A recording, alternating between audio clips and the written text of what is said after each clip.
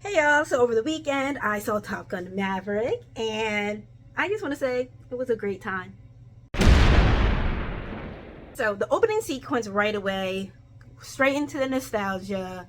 Danger Zone is playing. It's very much a throwback to the first film when they're I don't want to call them pit crew because they're not like racers, but they're pulling out all the stuff, blah blah blah, and you hear Highway to the Danger Zone's playing, and I'm like, ha, fire. I really like that. Okay, so if somebody out there is a Navy person, correct me if I'm wrong, but they're really letting like 65-year-old men still fly planes? But anyway, moving on from that, I really enjoyed how it was a good balance with Tom Cruise doing his Tom Cruise thing, but also with the younger actors coming in, especially Miles Teller, because obviously he's not young anymore, but I really love Miles Teller, and he's one of those actors I feel as though should have a bigger career than they do, because I think he's very talented.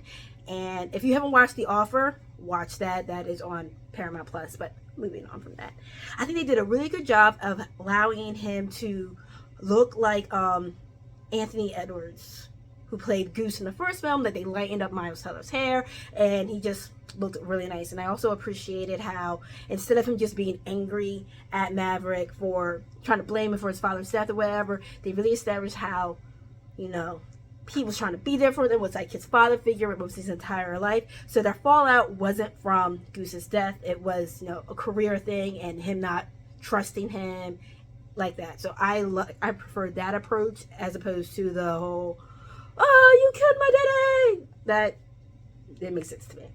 So I did it like that. I didn't like how they killed off Meg Ryan's character. I understand that they had no intention of bringing Meg Ryan into the film, but they still didn't need to kill her character off. If anything, she could have been used later on in another scene, which brings me to Val Kilmer. I love Val Kilmer. That's been one of my favorite actors like most of my life, and I really appreciate how his one scene was just so powerful. I was really crying. I was in tears, and I also feel as though that scene for Tom Cruise, for me, was one of his better acting jobs, because he could only respond to Val Kilmer's energy and his intention without him being able to use a lot of words until you get to hear him speak.